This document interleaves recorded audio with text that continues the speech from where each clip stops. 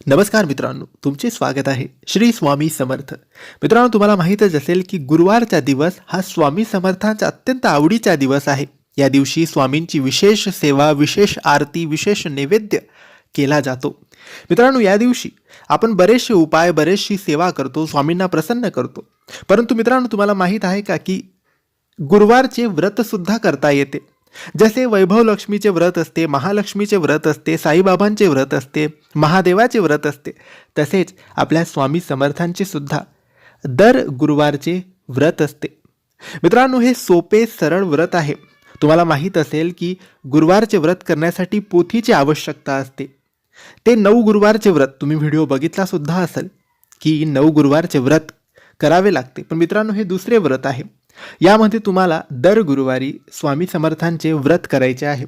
सोप्या सरळ पद्धतीने तुम्हाला दर गुरुवारी सकाळी उठून अंघोळ वगैरे करून स्वामींची पूजा करायची, अगरबत्ती लावायची, दिवा लावायचा. त्यानंतर स्वामींची 1 माळ किंवा 11 माळी श्री स्वामी समर्थ या नामाचा जप करायचा आणि तेव्हापासूनच तुमचा उपवास म्हणजे व्रत सुरू होते.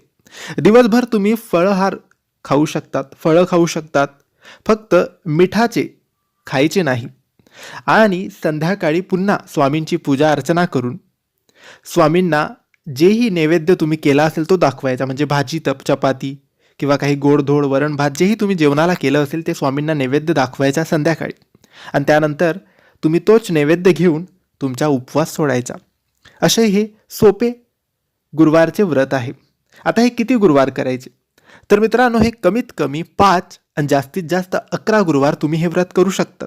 5 गुरुवार किंवा 11 गुरुवार. मध्ये काहीतरी प्रॉब्लेम आली, सुतक आले किंवा काही अडचण असेल तर तो गुरुवार न करता त्याच्या पुढचा गुरुवार तुम्ही तो मोजावा. फक्त त्या गुरुवारी ज्या गुरुवारी काही अडचण असेल, काही प्रॉब्लेम असेल तर त्या गुरुवारी तुम्ही फक्त उपवास करावा, स्वामींची पूजा करू नये.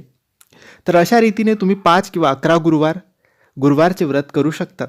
याने तुमच्या कोणत्याही इच्छा पूर्ण होतील. जे हवं ते सगळं काही मिळेल. फक्त गुरुवारच्या दिवशी स्वामींची आपल्या परीने जेवढी सेवा होईल तेवढे करण्याचा प्रयत्न करावा. स्वामींचे स्वामी चरित्र सारामृत वाचावे. स्वामी समर्थांच्या श्री स्वामी समर्थ या नामाचा जप करावा. म्हणजे उपवास स्वामींचा आहे तर स्वामींची सेवा करावी.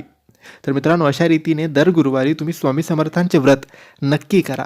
तुम्हाला नक्की याने लाभ मिळेल. आणि यासाठी कोणती पोथीची सुद्धा गरज नाही. तर तुम्ही हे व्रत नक्की करा. तर मित्रांनो, माहिती तुम्हाला आवडली असेल तर लाईक आणि शेअर करा. काही प्रश्न असतील तर कमेंट्सद्वारे विचारा आणि आमच्या चॅनलला सबस्क्राईब करायला विसरू नका. धन्यवाद.